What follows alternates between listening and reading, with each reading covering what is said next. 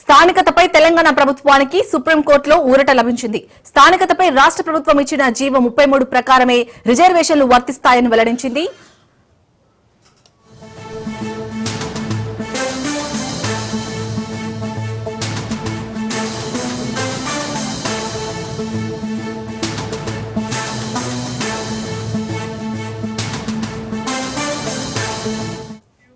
స్థానికతపై తెలంగాణ ప్రభుత్వానికి సుప్రీంకోర్టులో ఊరట లభించింది. స్థానికతపై రాష్ట్ర ప్రభుత్వం ఇచ్చిన జీవో 33 ప్రకారమే రిజర్వేషన్లు వర్తిస్తాయని వెల్లడించింది. వైద్య విద్యలో రిజర్వేషన్లు పొందాలంటే ఆ రాష్ట్రంలో 4 ఏళ్లు చదవాల్సిందేనని స్పష్టం చేసింది. స్థానికతపై గతంలో హైకోర్టు ఇచ్చిన ఆదేశాలను సుప్రీంకోర్టు కొట్టివేసింది. లోకల్ రిజర్వేషన్లు పొందాలంటే వరుసగా 9వ తరగతి నుంచి 12వ తరగతి వరకు స్థానికంగా చదవాల్సిందేనని సుప్రీంకోర్టు వెల్లడించింది.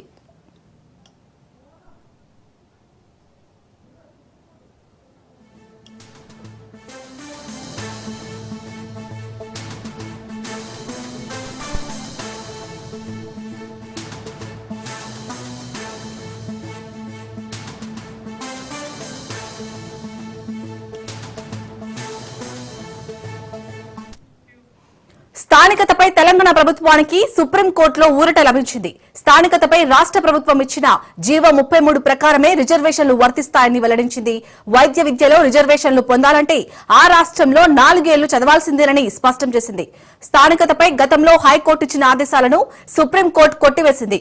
లోకల్ రిజర్వేషన్లు పొందాలంటే వరుసగా 9వ తరగతి నుంచి 12వ తరగతి వరకు స్థానికంగా చదవాల్సిందేనని సుప్రీంకోర్టు వెల్లడించింది. రైట్ గా ఇదే అంశానికి సంబంధించి పూర్తి అప్డేట్స్ మా ప్రతినిధి పవన్ అందిస్తారు. పవన్, వైద్య విద్యలో రిజర్వేషన్ పొందాలంటే 4 ఏళ్లు కంపల్సరీ రాష్ట్రంలో చదవాలని చెప్పి కూడా సుప్రీంకోర్టు దీనికి సంబంధించి ఉత్తర్వులు కూడా జారీ చేసింది.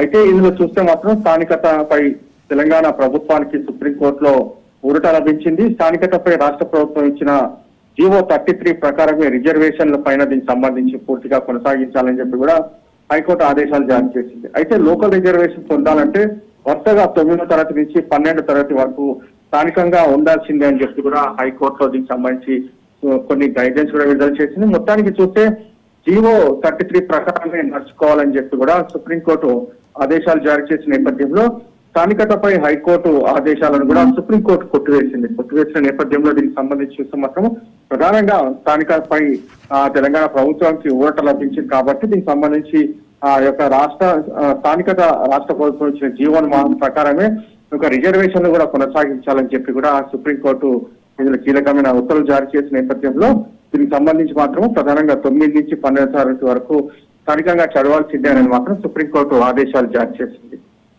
Right, thank you Pawan.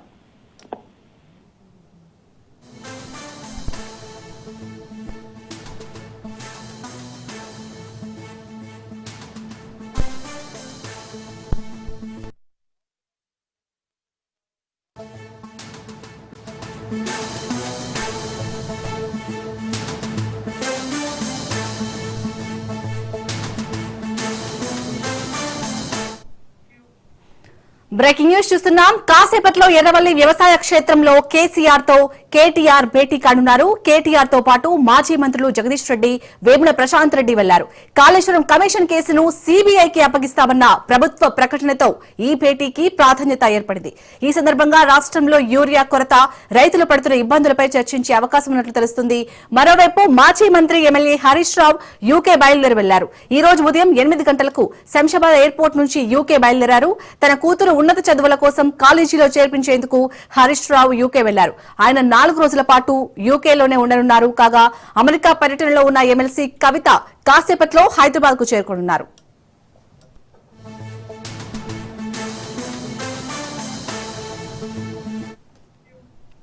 Right, ఇక కాసేపట్లో అయితే ఇటు ఎర్రవల్లి వ్యవసాయ క్షేత్రంలో కేసీఆర్ తో కేటీఆర్ భేటీ కానున్నారు. ఈ భేటీకి సంబంధించి పూర్తి అప్డేట్స్ మా ప్రతినిధి సైదులు అందిస్తారు. సైదులు, శాలిని, మరి కాసేపట్లో గులాబీ దళపతి మాజీ ముఖ్యమంత్రి కేసీఆర్ తో బీఆర్ఎస్ వర్కింగ్ ప్రెసిడెంట్ కేటీఆర్ భేటీ కానున్నారు ఎర్రవల్లి వ్యవసాయ క్షేత్రంలో. అయితే నిన్న కాళేశ్వరం కమిషన్ రిపోర్ట్ పైన అసెంబ్లీలో చర్చ పెట్టిన తర్వాత సిబిఐకి సిఫార్సు చేస్తామని రేవంత్ రెడ్డి అనడంతో ఈ భేటీకి ప్రాధాన్యత అని కూడా మనం చెప్పుకోవచ్చు. అయితే కాళేశ్వరం కమిషన్ రిపోర్ట్ కు సంబంధించి రాష్ట్ర ప్రభుత్వం సిబిఐకి అప్పగిస్తే తర్వాత జరిగే పరిణామాలు ఏంటి, బీఆర్ఎస్ పార్టీ ఎలా ముందుకెళ్లాలి ఏంటి అనేది ఈ యొక్క భేటీలో చర్చించే అవకాశం ఉన్నట్టు కూడా మనకైతే సమాచారం.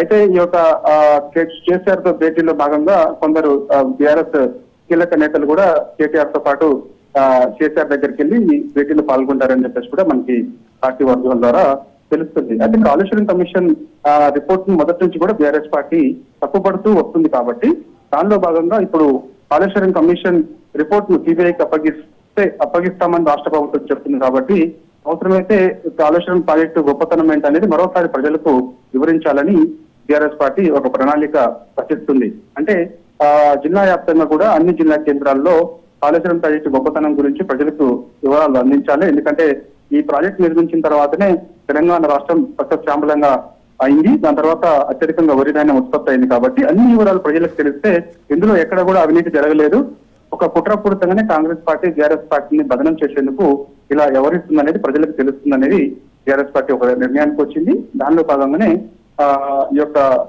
కాళేశ్వరం కమిషన్ రిపోర్టుకు సంబంధించినటువంటి అసెంబ్లీలో జరిగినటువంటి చర్చ, అదేవిధంగా రాష్ట్ర ప్రభుత్వం కాళేశ్వరం కమిషన్ రిపోర్ట్ ను సిబిఐకి అప్పగిస్తే ఏ విధంగా ఉంటుందనే దానిపైన కూడా ఈ యొక్క భేటీలో మనకి చర్చ వచ్చే అవకాశం కనిపిస్తుంది.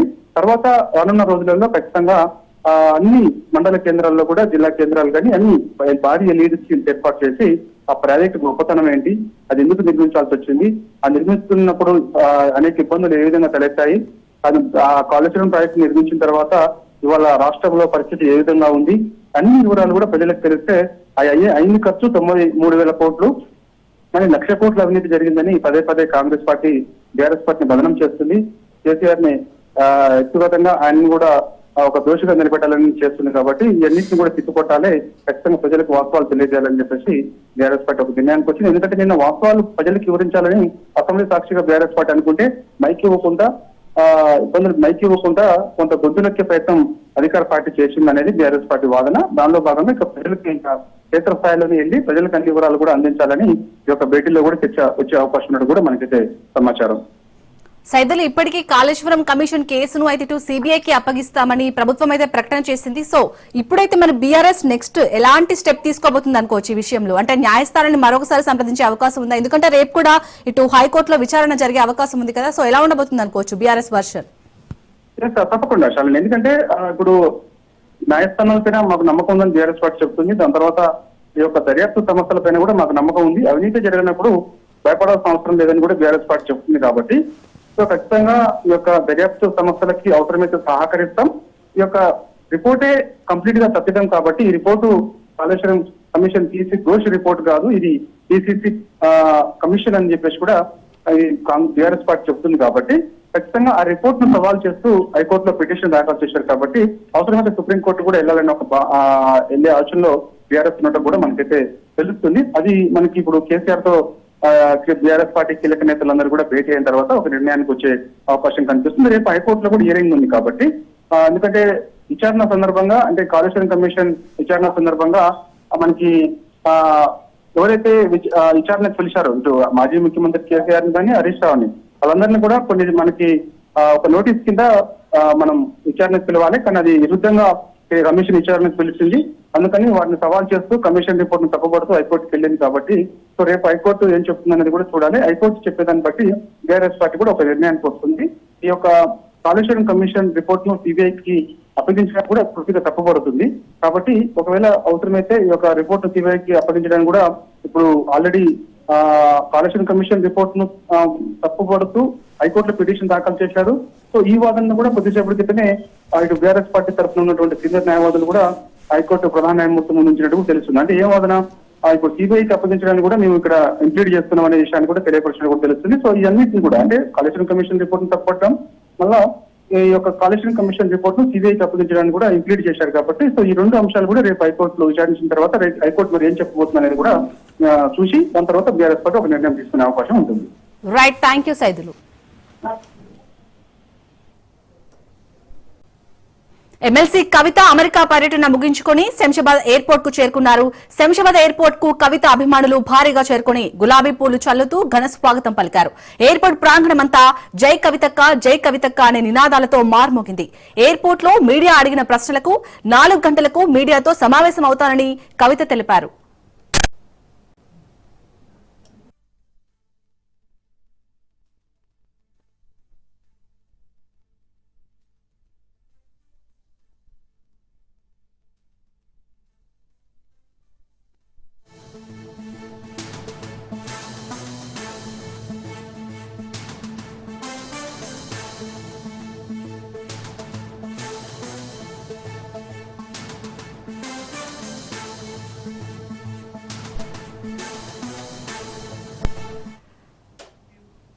ఎమ్మెల్సీ కవిత అమెరికా పర్యటన ముగించుకుని శంషాబాద్ ఎయిర్పోర్ట్ చేరుకున్నారు. శంషాబాద్ ఎయిర్పోర్ట్ కు కవిత అభిమానులు భారీగా చేరుకుని గులాబీ పూలు చల్లుతూ ఘన స్వాగతం పలికారు. ఎయిర్పోర్ట్ ప్రాంగణమంతా జై కవితక్క అనే నినాదాలతో మార్మోగింది. ఎయిర్పోర్ట్ లో మీడియా అడిగిన ప్రశ్నలకు 4 గంటలకు మీడియాతో సమావేశమవుతారని కవిత తెలిపారు.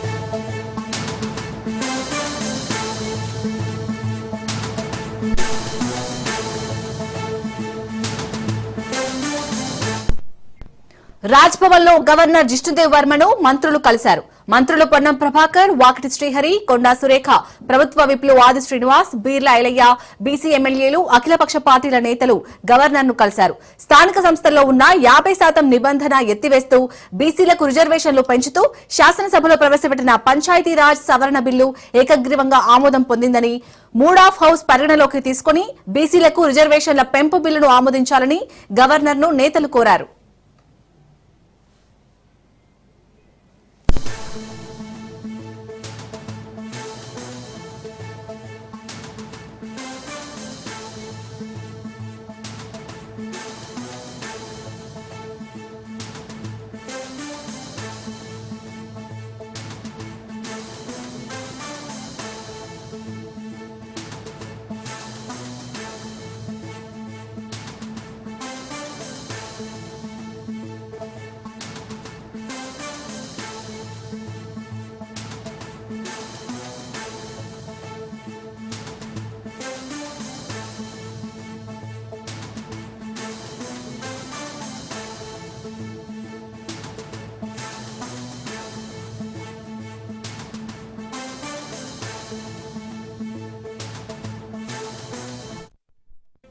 రాజ్ భవన్ లో గవర్నర్ జిష్ణుదేవ్ వర్మను మంత్రులు కలిశారు.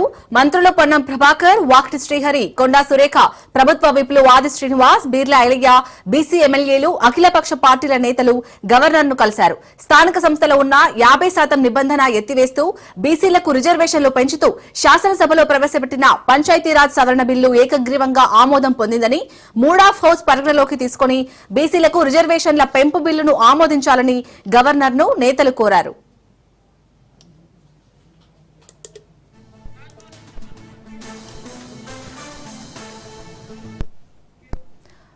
రాజ్ భవన్ లో అయితే గవర్నర్ జిష్ణుదేవ్ వర్మను ఇటు మంత్రులు అలాగే అఖిలపక్ష నేతలు అయితే కలిశారు. దీనికి సంబంధించి పూర్తి అప్డేట్స్ రాజ్ భవన్ నుంచి మా ప్రతినిధి రాజు అందిస్తారు. రాజు,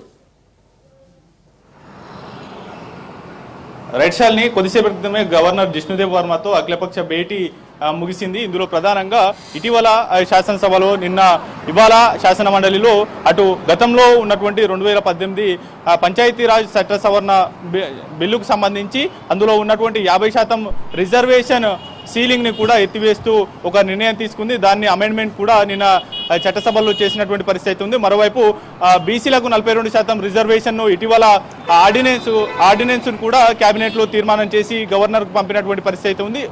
దానిపైన గవర్నర్ ఎటువంటి నిర్ణయం తీసుకోకపోవడంతో మరోసారి శాసనసభ సమావేశాల్లో బిల్లు రూపంలో కూడా ఈ యొక్క 42% రిజర్వేషన్ బిల్లును తీసుకురావడం జరిగింది. దానికి సంబంధించి కూడా వెనువెంటనే కూడా బీసీలకు స్థానిక సంస్థల ఎన్నికల్లో న్యాయం జరిగే విధంగా అవకాశాలు కల్పించే విధంగా ఈ యొక్క 42% బీసీలకు రిజర్వేషన్ కల్పిస్తూ ఉంటే గనక ఈ యొక్క భవిష్యత్తులో బీసీలకు రాజకీయంగా ఉపయోగపడేటటువంటి అవకాశం ఉంటుంది అనేటటువంటిది కోణంలో కూడా గవర్నర్ జిష్ణుదేవ్ వర్మతో అటు అఖిలపక్ష భేటీలో ప్రధానంగా చర్చ జరిగింది. దీనికి సానుకూలంగా కూడా గవర్నర్ జిష్ణుదేవ్ వర్మ స్పందించినట్లు బయటకు వచ్చినటువంటి అఖిలపక్ష నేతలు తెలుపుతున్నటువంటి పరిస్థితి ఉంది. ప్రధానంగా ఈ యొక్క భేటీలో బీసీ సంక్షేమ శాఖ మంత్రి పొన్నం ప్రభాకర్ గౌడ్తో పాటు అటు మంత్రి సీతక్క, వాకిడి శ్రీహరి ముద్రాజ్, మరోవైపు సిపిఐ నుంచి సిపిఐ జాతీయ కార్యదర్శిగా ఉన్నటువంటి నారాయణ, సిపిఐ ఎమ్మెల్సీగా ఉన్నటువంటి నెల్లికంటి సత్యంతో పాటుగానే మరికొందరు నేతలు కూడా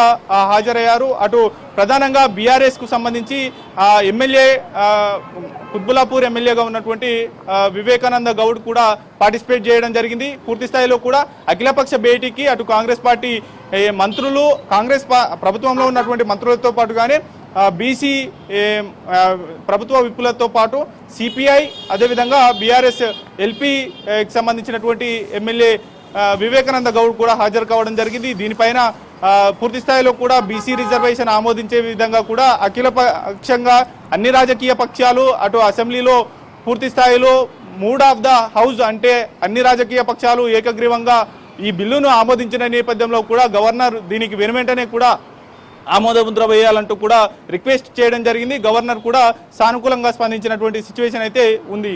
శాలిని. రైట్, థ్యాంక్ యూ రాజు.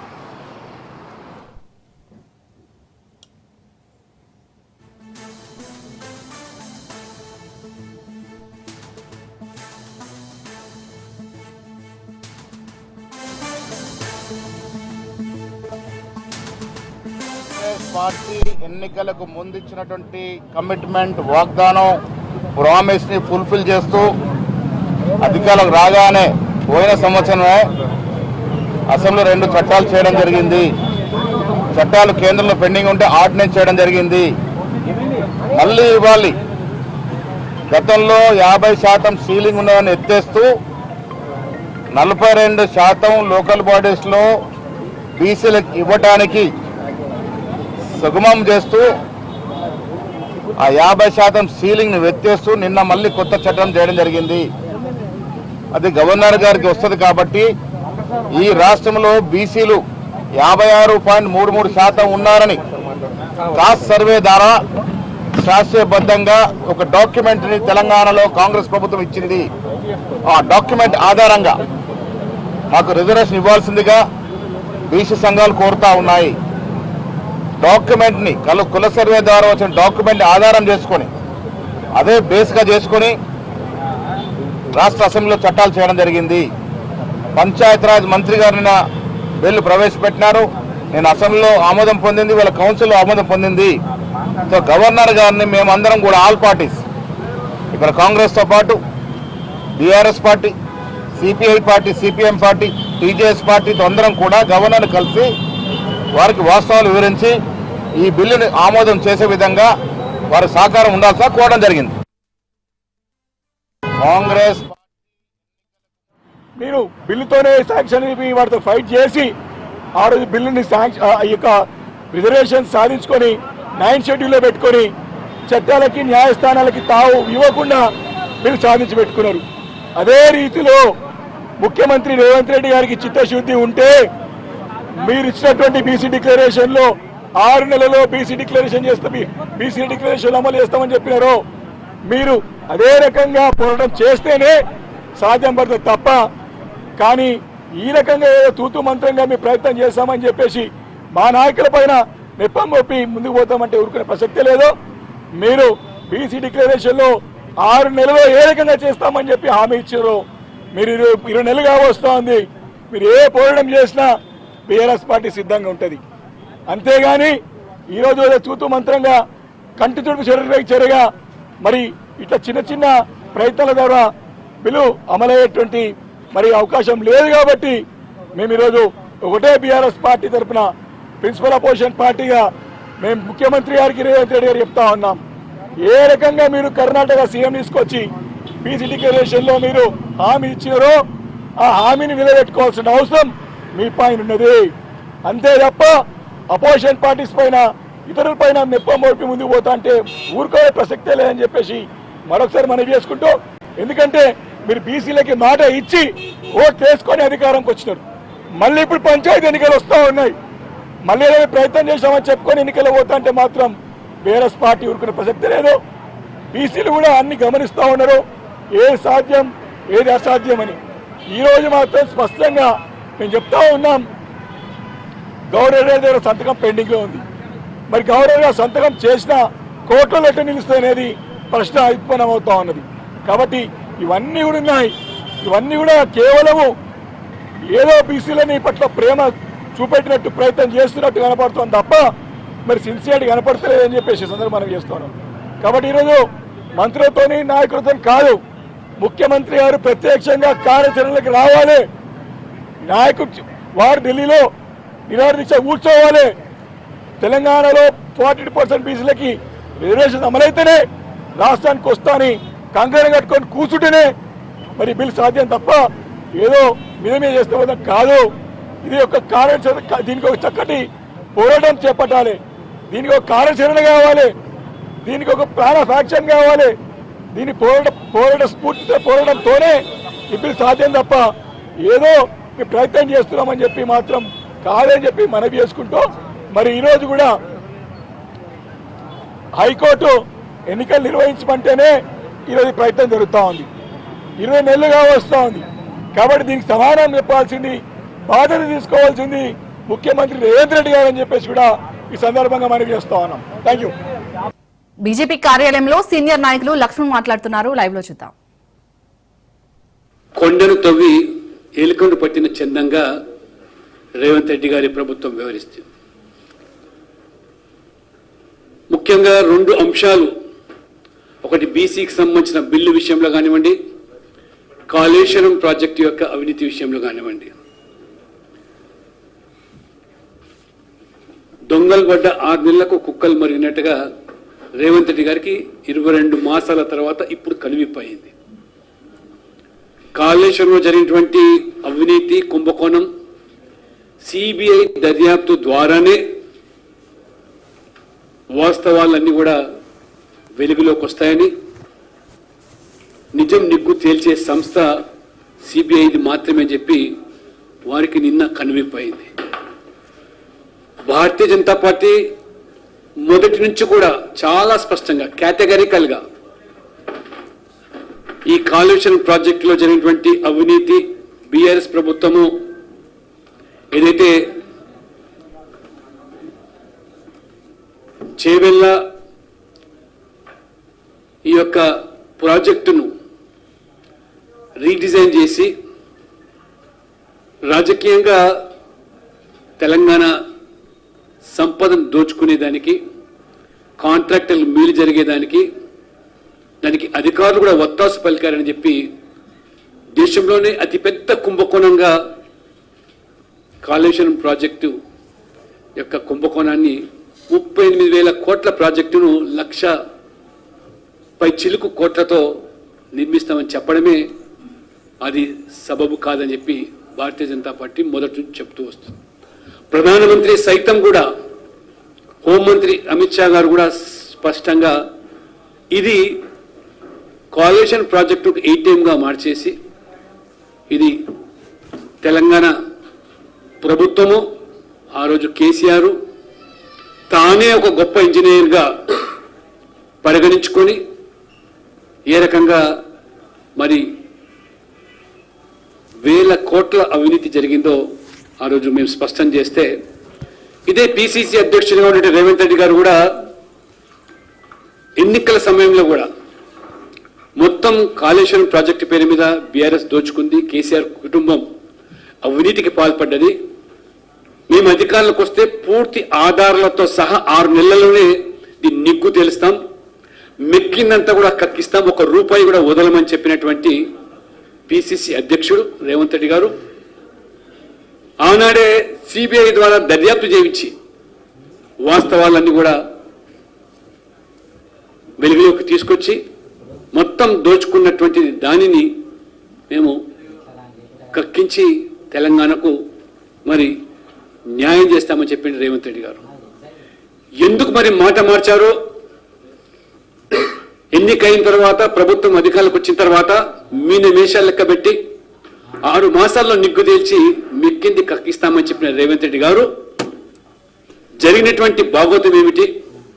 అధిష్టానం యొక్క ఒత్తిడికి లొంగి బీఆర్ఎస్ తో లోపాయికారి ఒప్పందం చేసుకున్నారా? చీకటి ఒప్పందంలో భాగంగా కాలయాపన కోసము పిసి ఘోష్ కమిషన్ ఏర్పాటు చేసి ఏ రకంగా వారు సిబిఐ కనుక బీజేపీ డిమాండ్ చేసిన మేరకు దర్యాప్తు కోసం ఆదేశిస్తే సిబిఐ ద్వారా మరి బీజేపీ బీఆర్ఎస్ కు మేలు చేస్తుందని చెప్పి తప్పుడు ప్రచారం చేసినట్టు రేవంత్ రెడ్డి గారు ఇవాళ చివరికి తెలంగాణ ప్రజల ఆగ్రహాన్ని, ఆవేశాన్ని ఏ బీఆర్ఎస్ అయితే అవినీతికి పాల్పడ్డదో 10 సంవత్సరాల్లో ఆ కుటుంబం తెలంగాణ సంపద దోచుకున్నదో వారికి ప్రజాస్వామికంగా ప్రజలు శిక్ష వేస్తే మరి అధికారులకు వచ్చినటువంటి రేవంత్ రెడ్డి గారు ప్రజల యొక్క తీర్పుకు అనుగుణంగా వ్యవహరించకుండా అధిష్టానం యొక్క ఒత్తిళ్లకు లొంగి బీఆర్ఎస్ తో చేసుకున్నటువంటి లోపాయికారి ఒప్పందమా, చీకటి ఒప్పందమా, రహస్య ఎజెండా నిన్న చివరికి విధి లేని పరిస్థితుల్లో వారు సిబిఐకి ఆదేశం ఇవ్వడం. కాబట్టి ఇప్పటికైనా నేను రాష్ట్ర ప్రభుత్వాన్ని డిమాండ్ చేస్తున్నాను, ఈ పిసి ఘోష్ కమిషన్ పేరు మీద ఉన్నటువంటి రుజువులన్నీ కూడా, లేదా నీరు గార్చడానికి మీరు ఈ కమిషన్ వేశారా, లేదా రుజువులన్నీ కూడా గల్లంతు చేసేదానికి, మాయం చేసేదానికి కావలసిన గడువునిచ్చారా, సమయంనిచ్చారా గత ప్రభుత్వ అధికారులకు కానీ లేదా ఆ ప్రభుత్వం యొక్క పెద్దలకు కానీ? రేవంత్ రెడ్డి గారు ఏమాత్రం కూడా మీకు చిత్తశుద్ధి ఉన్నట్టయితే తెలంగాణ సంపదను దోచుకున్న వాళ్లకు శిక్ష పడాలంటే ప్రభుత్వం అన్ని ఆధారాలతో సహా సిబిఐ ముందుకు రావాల్సిన అవసరం ఉంది. సిబిఐ మీద నెపం నెట్టేసి తప్పించుకునే ప్రయత్నం చేస్తే తెలంగాణ ప్రజలు ఆగ్రహానికి, ఆవేశానికి మీరు బీఆర్ఎస్ కు పట్టిన గతే కాంగ్రెస్ కు, రేవంత్ రెడ్డికి పడుతుందని చెప్పి నేను హెచ్చరిస్తున్నాను.